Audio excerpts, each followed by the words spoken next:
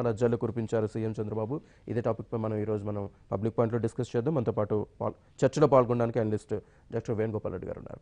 Very good morning Venugopal Reddy గారు. Very good morning అండి. So Jai Ho BC సభలో బీసీలకు సీఎం చంద్రబాబు వరాలు జలు కురిపించారు. అలాగే బీసీలకు సబ్ ప్లాన్ తీసుకొచ్చి దానికి చట్టబద్ధత కల్పిస్తూ ఉంటున్నారు. సో మీరేమంటారు? ఖచ్చితంగా ఇప్పుడు అనేక సంవత్సరాల నుంచి దాదాపుగా దశాబ్దాల కాలం నుంచి రిజర్వేషన్లు అమలవుతున్న దగ్గర నుంచి దాదాపుగా ఒక 5-10 సంవత్సరాలు పోయిన తర్వాత నుంచి అంటే దాదాపు 65 సంవత్సరాల నుంచి ఒక 5-10 సంవత్సరాలు వదిలేసిన తర్వాత సంవత్సరంలో తీసుకుంటే కనుక జనాభా ప్రాతిపదికన లేకపోతే జనాభా దామాషా పద్ధతిన జరగట్లేదు. ఎక్కువ ఈ సమాజంలో ఎక్కువ ఉన్నటువంటి ముఖ్యంగా తెలుగు రాష్ట్రాల్లో నాటి సమైక్య ఆంధ్రప్రదేశ్ నుంచి మొదలుకుంటే ఇప్పుడు ఉన్నటువంటి రాష్ట్రాల్లో కూడా బీసీల యొక్క జనాభా అందులో ఉన్నటువంటి కులాల సంఖ్య వాటన్నింటిని చూసుకున్నప్పుడు ఎక్కువగా ఉంది. వాళ్ళకి అన్యాయం జరుగుతుందని చెప్పి ఈరోజు చంద్రబాబు నాయుడు గారు చెప్పుడు కాదు, గతంలో ముఖ్యమంత్రిగా ఉన్నప్పుడు కానీ అంతకుముందు ఇతరులు పాలకులుగా ఉన్నటువంటి వాళ్ళు కానీ ఎవరైనా సరే అది మాట్లాడుతూ వస్తున్నారు. దానికి సంబంధించినటువంటి దానిలో ఈరోజు కొత్తగా చంద్రబాబు నాయుడు గారు చెప్పింది ఏంటంటే చట్టబద్ధత కల్పించేటటువంటి విధంగా ప్రయత్నం చేస్తాం. అదేవిధంగా బీసీలో బాగా వెనుకబాటుకు గురైనటువంటి కులాలు కూడా కొన్ని ఉన్నాయి. గతంలో సమైక్యంగా ఉన్నప్పుడు కానీ ప్రత్యేక రాష్ట్రం ఏర్పడిన తర్వాత కానీ దాదాపు 30-32 కులాలను బీసీల జాబితా నుంచి వాటిని తప్పించేటటువంటి ప్రయత్నం కూడా చేశారు అనేటటువంటిది కూడా ప్రస్తావిస్తూనే ఇప్పటి వరకు కొనసాగుతున్నటువంటి ఫెడరేషన్స్ ఏవైతే ఉన్నాయో వాటిని కార్పొరేషన్లుగా ప్రకటించడం అనేటటువంటిది మాత్రం స్వాగతించాల్సినటువంటి విషయం. ఎందుకంటే కార్పొరేషన్ ప్రకటించినప్పుడు ఆ కార్పొరేషన్కు ఖచ్చితంగా ఒక 100 కోట్లు 200 కోట్లు 1000 కోట్లు దాన్ని వాళ్ళ యొక్క అవసరాలను బట్టి కొంతమేరకు బడ్జెట్ను కూడా కేటాయించి ఆ కార్పొరేషన్ పరిధిలో ఖచ్చితంగా ఆయా కులాలకు సంబంధించినటువంటి అభివృద్ధి జరిగేటటువంటి విధంగా వాళ్ళను ఆర్థికంగా అభివృద్ధిలోకి వచ్చేటటువంటి విధంగా కార్పొరేషన్ కూడా ప్రయత్నం జరుగుతుంది. ఉదాహరణకు ఎస్సీ కార్పొరేషన్ ఎస్టీ కార్పొరేషన్ లాంటివి ఎలా అయితే ఉన్నాయో అలా చేస్తూ వాళ్ళను ఆర్థికంగా అభివృద్ధిలోకి తీసుకురావడానికి చేసేటటువంటి ప్రయత్నం తప్పుపట్టడానికి లేదు. కాకపోతే ఇక్కడ ఒక అంశం ఏంటంటే మరి ఇంతకాలం అధికారంలో ఉన్నటువంటి చంద్రబాబు నాయుడు గారే ఎన్నికలు సమీపించినప్పుడే వీళ్ళు గుర్తొచ్చారు అనేటువంటి ఖచ్చితంగా విమర్శ ఎక్కడైనా వస్తుంది, దాన్ని ఎవరు తప్పు పట్టడానికి కూడా లేదు. మరి ఇంతకాలం ఇప్పుడు చేయాల్సినటువంటి పరిస్థితిలో ఉండి కూడా చేసేటటువంటి స్థితిలో ఉండి కూడా చేయలేకపోవడం అనేది కొంతమేరకు ఇబ్బందికర పరిస్థితి ఆయన ఎదుర్కోవడానికి అవకాశం ఉంటుంది. కాబట్టి ఎన్నికలు సమీపించినటువంటి తరుణంలో ఎన్నికల్లోకి వెళ్తున్నటువంటి తరుణంలో చేస్తున్నటువంటిది కాబట్టి ఇది ఎన్నికల జిమ్మికుగా ప్రతిపక్షాలు కానీ ఇతరులు కానీ ఖచ్చితంగా ఆరోపించడానికి అవకాశం ఉంటుంది. అయితే ఇప్పటికిప్పుడు ఇంకా నోటిఫికేషన్ రావడానికి కొంత సమయం ఉంది. కాబట్టి ఈరోజు ప్రకటించినటువంటి వాటికి సంబంధించినటువంటి దానిలో ఏ మేరకు ఎన్నికలకు ముందు వీళ్ళు సభలో ప్రవేశపెడతారా, నిర్ణయం తీసుకుంటారా, మంత్రివర్గ సమావేశంలో తీసుకుంటారా, లేకపోతే దీనిలో పూర్తి స్థాయి కొన్నేమో జాతీయ స్థాయిలో కేంద్రానికి సిఫారసు చేసి వాళ్ళ అనుమతితోటి తీసుకోవాల్సినటువంటి అవసరం ఉంటుంది. కొన్ని కులాలను ముఖ్యంగా బీసీలో బాగా వెనుకబాటు గురైనటువంటి కులాలను తీసుకెళ్లి ఎస్టీ జాబితాలో కలుపుతామని చెప్పారు. అది మామూలుగా సాధ్యపడేటటువంటి అంత ఈజీ కాదు. ఎందుకంటే ఇక్కడ మనం చూడాల్సింది ఏంటంటే తెలంగాణలో కానీ ఇతర ప్రాంతాల్లో కానీ గతంలో జరిగినటువంటి ఆంధ్రప్రదేశ్లో కూడా కొన్ని ప్రాంతాల్లో ఎస్టీ జాబితాలో ఉన్నటువంటి తెగలకు ముఖ్యంగా ఆదివాసులకు సంబంధించి లంబాడీలకు సంబంధించి ఇప్పటికే వాళ్ళకు ఒక అంతర్యుద్ధం జరుగుతూ ఉంది. ఎందుకంటే వీళ్ళు మా రిజర్వేషన్ అంతా ఎంజాయ్ చేస్తున్నారు, మాకు అందకుండా చేస్తున్నారు. ఇలాంటి అన్నింటిని కూడా టార్గెట్ చేసుకుంటూ వాటన్నిటిని కూడా ఒక్కొక్కదాన్ని తప్పిస్తూ వాళ్ళను కూడా సమావేశపరిచి ఆయా వర్గాలతో కూడా వాళ్ళకి జరిగేటటువంటి లాభం ఏంటి నష్టం ఏంటిది అనేది ఒప్పించి ముందుకెళ్లాల్సినటువంటి బాధ్యత ఖచ్చితంగా పెద్దన్న పాత్ర పోషిస్తూ వాళ్ళందరినీ కూడా సంతృప్తి పరచాల్సినటువంటి బాధ్యత ప్రభుత్వం పైన ఉంటుంది. మరి తక్కువ కాలంలో ఈ ఉన్నటువంటి కొద్ది కాలంలో ఇది సాధ్యపడుతుందా అనేటటువంటి కూడా చూడాలి. ఏదేమైనప్పుడు కూడా ఇప్పుడు ఉన్నటువంటి పరిస్థితుల్లో ఈ ఒక్కరోజే కాదు, రానున్నటువంటి 2-3 నెలల్లో ఇలాంటి చాలా పాజిటివ్ అటిట్యూడ్ తోటి ప్రజలు బాగా అభివృద్ధిలోకి వచ్చాము అనుకునేటటువంటి విధంగా అన్ని పార్టీల నుంచి ఇలాంటి ప్రకటన వినాల్సినటువంటి అవసరం ఖచ్చితంగా వస్తుంది.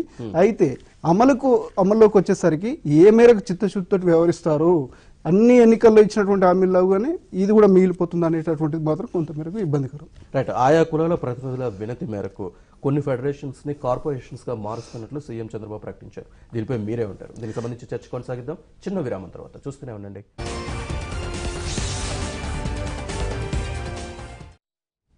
పబ్లిక్ పాయింట్ తిరిగి స్వాగతం. ఇంకా మనతో మాట్లాడడానికి కాలర్స్ కూడా టెలిఫోన్ లైన్లో సిద్ధంగా ఉన్నారని. ఫస్ట్ కాలర్ వెస్ట్ గోదావరి నుంచి వీరన్న గారు. నమస్తే అండి. నమస్తే అండి. నిన్న మన చంద్రబాబు నాయుడు గారు బీసీ గురించి వరాలు కురిపించారు కదా సార్. అక్కడ ఉన్న పెద్దవారికి కూడా నమస్కారం అండి. నమస్తే అండి, చెప్పండి. అన్ని కులాల గురించి అన్ని కార్పొరేషన్లో పెడతానని అన్నారు కదండి సారు చంద్రబాబు నాయుడు గారు. అవునండి. ప్రతి కులం బుడబొక్కలు అన్నాడు, తర్వాత యాదవ సంఘాలు అన్నారు, అన్ని అన్నారు. మాది ముదిరాజ్ సంఘం అండి. మా ముదిరాజుల గురించి ఒక్క మాట కూడా మాట్లాడలేదండి చంద్రబాబు నాయుడు గారు. అది దాని గురించి మీ అభిప్రాయం ఏంటి అడుగుతారని చేశాను సార్. రైట్ వీరన్ గారు, మీ ప్రశ్న సమాధానం తెలుసుకుందాం. మరో కాల్ ఉన్నారు చిత్తూరు నుంచి మహాలక్ష్మి గారు. హలో మాట్లాడండి. నమస్తే సార్. ఏఎఫ్ఎన్కి నమస్తే, చెప్పండి. పెద్దలకి నమస్కారము. చెప్పండి. ఇప్పుడు ఏమంటే సార్, ఈ జగన్ పవన్ కళ్యాణ్ అందరూ వచ్చి ఇది చేస్తా అంటే చంద్రబాబు నాయుడిని టార్గెట్ చేస్తున్నారు అందరూ కలిసి. ఎవరు చేస్తారు సార్ ఇంత మాత్రం? చంద్రబాబు నాయుడికి చాలా ధన్యవాదాలు. ఓకే, రైట్ మహాలక్ష్మి గారు. ఇప్పుడు రైట్, మరో కాల్ ఉన్నారు నెల్లూరు నుంచి కాసిం గారు.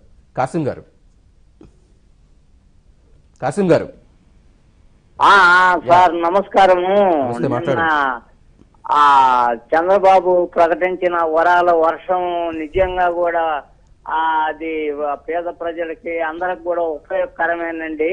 కానీ కొన్ని కులాల గురించి మర్చిపోయినారు అని అంటున్నారు. అలాగే ఇప్పుడు మాది దూదేకల కులం అండి, మాది కూడా ఘోరమైన పరిస్థితులు. కానీ బీసీలందరికి కలిపి ఒక సప్లాన్ ఏర్పాటు చేసి దానికి చట్టబద్ధం చేస్తారన్నారు కాబట్టి అది ఎంతో ఉపయోగకరం అండి.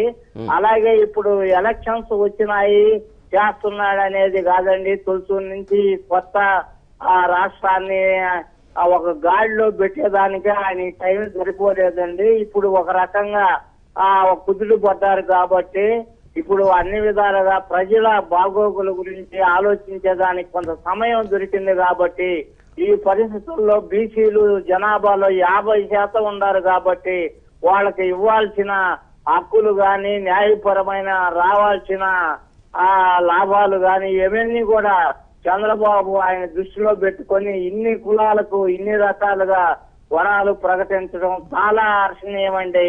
ఆయన కేవలం ఎలక్షన్స్ కే కాదు, కానీ ఒక విధంగా ఏంటంటే ఈ పంచముఖ గోముఖ వ్యాఘ్రాలు ఉన్నాయండి. ఆ వ్యాఘ్రాల గురించి తప్పించుకునే దానికి కూడా ఇలాంటి సంక్షేమ కార్యక్రమాలు అభివృద్ధి కార్యక్రమాలు తప్పనిసరి అండి. అలాంటి ఈ పంచముఖ వ్యాఘ్రాలు మీకు తెలుసు కదా, మోడీ, పవన్, జగన్, ఆ తర్వాత గవర్నరు వీళ్ళందరూ కూడా ఏకమయ్యి చంద్రబాబును అనేక విధాలుగా ఇబ్బందులు పెట్టి ఎలాగైనా సరే ఆయన రాజకీయంగా అంతం చేయాలనే రకంగా ఉన్నారు. రైట్ కాసిం గారు, thank you so much. Right, కొన్ని కులాలను మాత్రం మర్చిపోయారు. దూదేకుల అలాగే ముదిరాజులకు సంబంధించి ఎటువంటి ప్రకటన చేయలేదంటున్నారు. ఇప్పుడు బీసీలు అనగానే ఎక్కువగా యాదవులు, ముదిరాజులు వీళ్ళు ఖచ్చితంగా అందులో ఉన్నారు, ఎక్కువ సంఖ్యలో ఉన్నారు.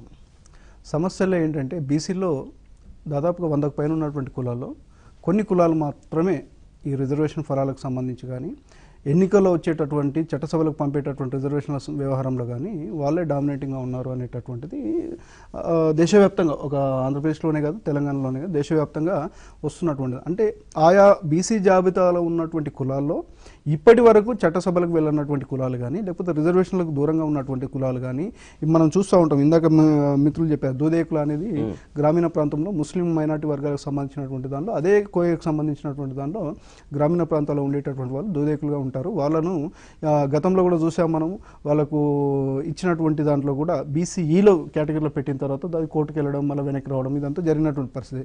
ఇలాంటి కులాలతో పాటుగా వడ్డర, బలజ, దొమ్మర, శెట్టి బలజ, ముఖ్యంగా శ్రీకాకుళం, విజయనగరం, విశాఖపట్నం లాంటి ప్రాంతాల్లో ఈ పోడు వ్యవసాయం చేసుకొని వాళ్ళు ఒక ప్రాంతం నుంచి ఇంకొక ప్రాంతానికి వెళ్తూ వాళ్ళు చేసుకునేటటువంటి కులాలు చాలా కులాలు, దాదాపు 10-12 కులాలు ఉంటాయి. ఇలాంటి వాళ్ళు కూడా ఏంటంటే ఎక్కడ స్థిర నివాసం లేకుండా ఉండడం వల్ల వాళ్ళు ఈ రిజర్వేషన్కి సంబంధించినటువంటిది కానీ వాళ్ళకి సంబంధించినటువంటి క్యాస్ట్ సర్టిఫికేట్ విషయంలో కానీ వాళ్ళు ఎక్కడి నుంచి నేటివ్ తీసుకోవాలనే దానిలో కొంత ఇబ్బందికర పరిస్థితులు వస్తున్నాయి. కాబట్టి ఇలాంటి కులాలన్నింటినీ కూడా అడ్రస్ చేయాలని చెప్పి మనలాంటి వాళ్ళు అనేక సందర్భాల్లో చెప్తున్నాం. ఎందుకంటే ఇప్పుడు విశాఖపట్నంలోని ఏజెన్సీ ప్రాంతం నుంచి మొదలుకుంటే శ్రీకాకుళంలోని ఇచ్చాపురం ఏరియా వరకు కూడా ఆ గుమ్మలక్ష్మీపురం, జీవం వలస, మక్కువ, పాడేరు, పెబ్బేరు ఇలాంటి అనేక ప్రాంతాల్లో ఇప్పటి వరకు కూడా కొండ కోనలో నివసించేటటువంటి వాళ్ళు కోయలు ఎంతోమంది ఉన్నటువంటి నేపథ్యంలో వాళ్ళను వీటి పరిధిలోకి తీసుకురావాలి అనేటటువంటి దానిలో అలాగే ఎంబీసీల గురించి కూడా ప్రస్తావించారు. మనం చూడాల్సింది ఏంటంటే ఎంబీసీలకు కూడా వాళ్ళకు కొంత కార్పొరేషన్ ఏర్పాటు చేయడమే కాకుండా నిధిని కూడా ఏర్పాటు చేస్తామనేటటువంటిది. అలాగే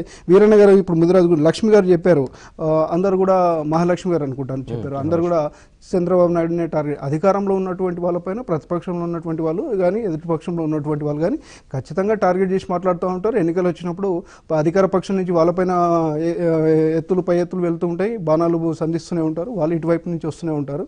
ఎవరు ఏది చేసినా ప్రజలకు ఖచ్చితంగా మనం చూస్తూ ఉన్నాం శ్రీనివాస్ గారు. ఇప్పుడు ప్రజలు ఒక్కొక్క అంశాన్ని ఎంత సమగ్రంగా మాట్లాడుతున్నారు అనేది మనం చూడాలి. ఏదో మనం చెప్పగానే ప్రతిపక్షం వాళ్ళు చెప్పగానే అధికార పక్షం వాళ్ళు చెప్పగానే నమ్మేస్తారు అనుకోవడానికి లేదు. వాళ్ళు కూడా విశ్లేషణ చేసుకునేటటువంటి పరిస్థితికి వచ్చారు. అలాగే కాశీ గారు బీసీ సప్లాన్ చట్టబద్ధత గురించి మాట్లాడి ఖచ్చితంగా ప్రభుత్వం దాన్ని అమలు చేస్తాము, దాన్ని ముందుకు తీసుకెళ్తామని చెప్తున్నటువంటి నేపథ్యంలో సప్లాన్కు సంబంధించినటువంటి దానికి చట్టబద్ధత తీసుకురావడానికి సమయం ఉన్నప్పుడు వెంటనే దాన్ని అమలు చేయమని మనం అడుగుతున్నాం. ఇప్పుడు ఏదో మనం వరాలు కురిపించలేదు, ఎన్నికలు వచ్చాయిగా చెప్తున్నారు, లేకపోతే ఇప్పటివరకు వాళ్ళు కుదురుకున్నారు, మనం అవన్నీ వాస్తవమే కాదనట్లేదు. అయితే ఉన్నటువంటి సమయాన్ని వినియోగించుకుంటూ కొంతమేర కన్నా ఇప్పుడు ఇచ్చినటువంటి హామీలను ఎన్నికల నోటిఫికేషన్ వచ్చేలోపు వాటిని అమల్లోకి తీసుకురావాలని మళ్ళీ వాళ్ళు కోరుకుంటారు. అందులో తప్పేముంది?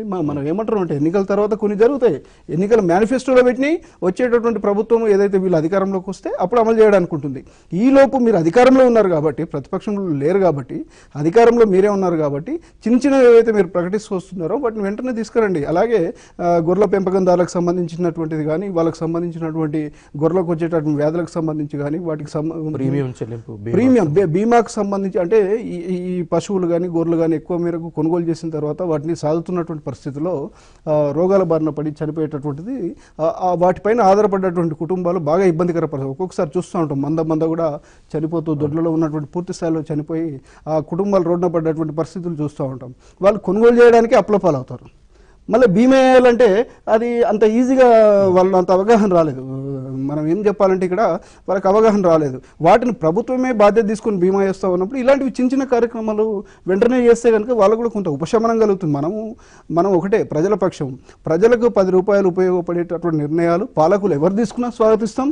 హామీలు నీటి ముట్టలుగా మిగిలిపోకూడదు, వెంటనే వాటిని అమలు చేయాలని మనం కోరుకుంటాం. చిన్న ఇలాంటివన్నీ కూడా చట్టబద్ధత కల్పించేటువంటి బీసీ ప్లాన్ నుంచి మొదలుకుంటే బీమా ప్రీమియం చెల్లింపులు కానీ ఇలాంటివన్నీ కూడా చాలా చిన్న విషయాలు, వీటిని వెంటనే ప్రభుత్వం టేకప్ చేస్తే చాలా మంచిది.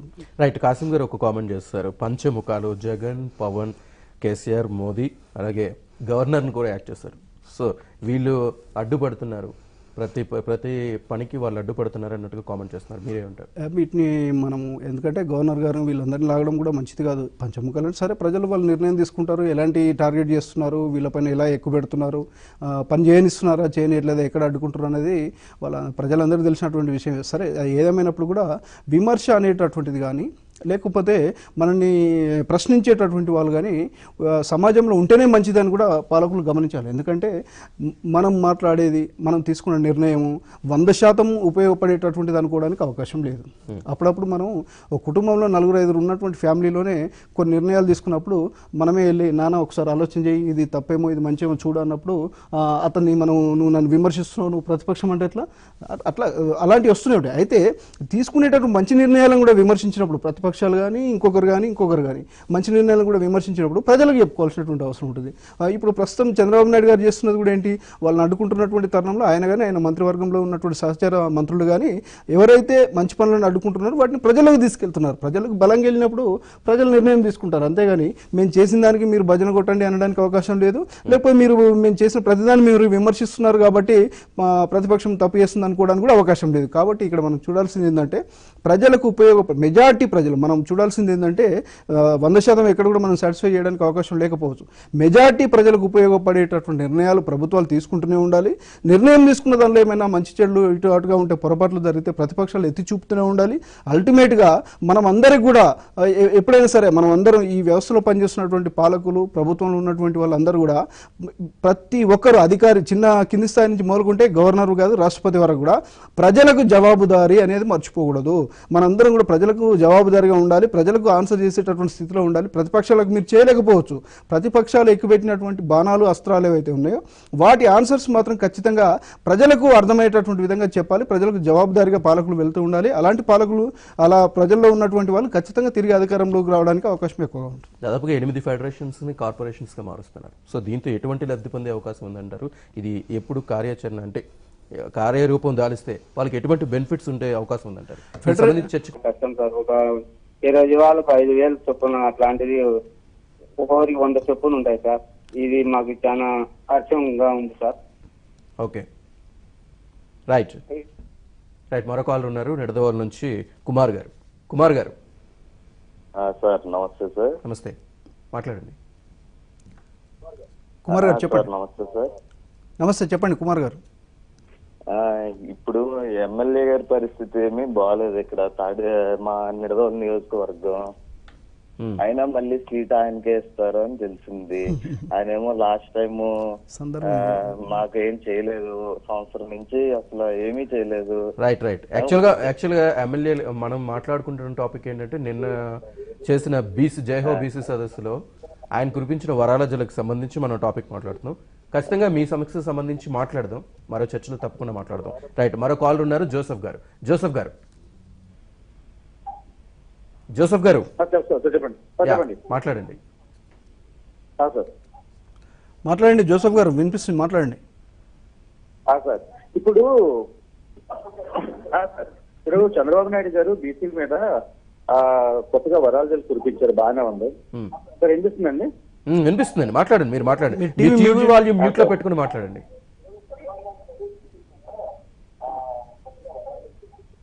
జోసెఫ్ గారు, రైట్ ఇందాక మనం అనుకున్నట్టుగా ఈ ఫెడరేషన్స్ని కార్పొరేషన్స్గా మారుస్తున్నారు. సో దానివల్ల ఎటువంటి లబ్ధి పొందే అవకాశం ఉందంటే దాదాపుగా 8 ఇప్పటి వరకు రాష్ట్రంలో ఉపయోగంలో ఉన్నటువంటి అమల్లో ఉన్నటువంటి 8 ఫెడరేషన్లను కార్పొరేషన్లుగా మారుస్తామని చెప్పి ప్రకటించినటువంటిది మనం మొదట్లోనే షో మొదలైన వెంటనే చెప్పాం. మనం కూడా ఫెడరేషన్ కూడా కొత్తగా యాడ్ చేస్తాం. ఫెడరేషన్లకు సంబంధించి పూర్తి స్థాయిలో వాళ్ళు పనులు చేయడానికి కొంత ఇబ్బందికర పరిస్థితి ఉంటుంది. వాళ్ళకి పెద్దగా బడ్జెట్ కానీ ఉండదు. ఏదో ఒక నామినేటెడ్ పదవి ఆ ఫెడరేషన్కి ఫెడరేషన్ మెంబరు సెక్రటరీ అన్నట్టు వేయడానికి పనికొస్తుంది తప్పితే, అంటే అసలు లేదని మనం చెప్పట్లేము. కానీ ఒక కార్పొరేషన్ అనే దానికి ఒక చట్టబద్ధతతో కూడుకున్నటువంటిది. దాదాపుగా దానికి కార్పొరేషన్ చైర్మన్గా ఉన్నటువంటి వ్యక్తికి క్యాబినెట్ ర్యాంక్ ఇవ్వడంతో పాటుగా కొంత నిధులను కూడా కేటాయించే అవకాశం ఉంటుంది. మనం మొదట్లోనే చెప్పాం, SC corporation chairman, ST corporation chairman ఎట్లయితే చెప్తా ఉంటామో, ఇలా ఈ కులాలకు సంబంధించి బాగా వెనుకబాటుకు గురైనటువంటి వాళ్ళు ఇప్పుడు తెలంగాణలో ఎంబీసీ కార్పొరేషన్ అనేది తీసుకొచ్చి తాడూరు శ్రీనివాస్ గారిని చైర్మన్ చేసి ఒక 1000 కోట్లు కేటాయించారు. సరే, ఎంత బడ్జెట్ రిలీజ్ చేశారు, వాళ్ళు ఏం చేస్తారు, వీళ్ళు ఏం చేస్తున్నారు వేరే విషయం. కాకపోతే అలా ఈ చట్టబద్ధతో కూడుకున్నటువంటి కార్పొరేషన్లు తేవడంతో పాటుగా వాళ్ళు ఖచ్చితంగా ఆ కార్పొరేషన్ ఏర్పాటు ఎవరి కోసం జరిగింది, ఎందుకోసం పెట్టారు, దానిలో ఎవరు ఏ కులాలు అందులోకి వస్తున్నాయి, వాళ్ళ సంక్షేమం కోసం ఏం చేయాలనేటటువంటి కూడా గైడ్ లైన్స్ ఉంటాయి. కాబట్టి వాళ్ళకి ఏంటంటే మొత్తం బ్రాడర్ పర్స్పెక్టివ్లో బీసీలందరికీ పనిచేయాలంటే కొంతమేరకు కొన్ని కులాలను గుర్తించడం కానీ, వాళ్ళకు ఉన్నటువంటి సాధక బాధకాలు కానీ, అస్సలు గుర్తింపులకు నోచుకున్నటువంటి కులాలు ఉంటాయి. మనం అనేది ఏంటంటే ఇంతవరకు చట్టసభలు కాదు కదా, గ్రామ పంచాయతీలో ఒక వార్డు మెంబర్ కానీ సర్పంచ్ కానీ ఎన్నిక కానటువంటి కులాలు కూడా కొన్ని ఉన్నాయి. అలాంటి వాటిని కూడా గుర్తించుకొని వాటిని అన్నిటి కూడా వాళ్ళు ఆర్థికంగా మనం ముఖ్యంగా చేయాల్సింది ఏంటంటే వాళ్ళు చేసుకుంటున్నటువంటి పనులు ఏవైతే ఉన్నాయో రొటీన్గా గ్రామీణ ప్రాంతంలో వాళ్ళ ఒక్కొక్క కులానికి ఒక్కొక్క పనికి సంబంధించినటువంటిది ఉంటుంది. వాళ్ళు అందులోనే ఉంటూ ఆర్థికంగా నిలదొక్కుకోవడానికి కావాల్సినటువంటి ఏర్పాట్లు ఏదైతే ఉంటుందో ఆర్థికంగా చేయూతను అందించేటటువంటి కార్యక్రమం కానీ, వాళ్ళకు రుణాలు అంటే లోన్లు అందించేటటువంటి కార్యక్రమం కానీ, సబ్సిడీతో కూడినటువంటి లోన్లు ఇవ్వడానికి కానీ, ఇప్పుడు ఉదాహరణకు మనం అక్కడక్కడ చూస్తూ ఉంటాం అన్ఎంప్లాయిడ్ యూత్కి సంబంధించి కానీ, ఎస్సీ ఎస్టీ కార్పొరేషన్ వాళ్ళు వెనుకబడ్డటువంటి వాళ్ళకు వాహనాల కొనుగోలులో సబ్సిడీ కానీ, కొన్ని కార్పొరేషన్ల నుంచి వ్యవసాయానికి సంబంధించి మనం తీసుకుంటే కనుక పనిముట్లతో పాటుగా ట్రాక్టర్ లాంటివి కూడా 50%, 70% సబ్సిడీతో ఇస్తున్నటువంటి పరిస్థితిని చూస్తున్నాం. వీటన్నిటిని కూడా కార్పొరేషన్ పరిధిలోకి తేవడం వల్ల ఆయా కులాలకు సంబంధించినటువంటి వాళ్ళు నిజంగా వాళ్ళ కుల వృత్తులపైన, ముఖ్యంగా కుల వృత్తులపైన డిపెండ్ అయి ఉన్నటువంటి వాళ్ళు కొన్ని పనిముట్లు అవసరమవుతాయి. కాబట్టి ఉదాహరణకు బార్బర్ లాంటి వాళ్ళంటే ఒక షాప్ పెట్టుకోవాల్సినటువంటి అవసరం ఉంటుంది. వాళ్ళకి ఆర్థికంగా అంతగా చేయుత ఉండకపోవచ్చు. వాళ్ళు 2 కత్తులు ఒక టవర్లో పెట్టుకొని తిరుగుతూ అక్కడక్కడ పనులు చేసుకుని జీవనాధారాన్ని వెలిబుచ్చుతూ ఉంటారు. అలా కాకుండా వాళ్ళకు కొంత ఆర్థికంగా ఒక 50,000, ఒక 25,000, ఒక ₹1,00,000 లోన్గా ఇచ్చినప్పుడు వాళ్ళకు చిన్నపాటి షాప్ లాంటివి ఏర్పడు. మనం ఉదాహరణకు ఒక కులాన్ని మాత్రం ఒక్కరి గురించే చెప్తున్నాం. ఇలా అనేక కులాలు ఉంటాయి. కాబట్టి కుల వృత్తులకు సంబంధించి వాళ్ళ కులాలపైన ఆధారపడి, ఆ కుల వృత్తులపైన ఆధారపడి జీవించేటటువంటి వాళ్ళను ఆర్థికంగా వాళ్ళని బలోపేతం చేయడానికి కార్పొరేషన్లు ఖచ్చితంగా ఉపయోగపడతాయి. వాటికి చట్టబద్ధతతో పాటుగా వాటికి ఏం చేయొచ్చు అంటే వీళ్ళు నిధులు కేటాయిస్తారు. దాదాపుగా చూచాగా ఏం చెప్పారంటే ముఖ్యమంత్రి గారు 3,000 కోట్ల రూపాయలు వరకు ఖర్చు అవుతుంది. 3,000 కాదు కదా, 5,000 కోట్ల వరకు ఖర్చు అయినా సరే ఈ సబ్ప్లాన్ నుంచి తీసుకునేటటువంటి అమౌంటే మనం ఏమంటారంటే బీసీలకు కేటాయించేటటువంటి దానిలో వీళ్ళు కూడా బీసీల కిందకి వస్తారు కాబట్టి దానిలో నుంచే కొంత డైవర్ట్ చేసైనా సరే ఎక్కువ మొత్తంలో ఇచ్చి లబ్ధిదారులను ఎంపిక చేసి వాళ్ళు ఆర్థికంగా బలోపేతం అవ్వడానికి చర్యలు తీసుకుంటే కనుక ఖచ్చితంగా ఇది ముఖ్యంగా గ్రామీణ ప్రాంతంలో మారుమూల ప్రాంతాల్లో ఇప్పటి వరకు అణగారిన వర్గాలుగా ఉన్నటువంటి వాళ్ళు పలానా కులంలో ఉన్నప్పటికీ కూడా వాళ్ళకు ఆర్థికంగా చేయూత లేకుండా ఇబ్బంది పడుతున్నటువంటి వాళ్ళు వీళ్ళందరికీ కూడా ప్రభుత్వం తరఫున చేయూతను అందించడానికి అవకాశం ఉంటుంది.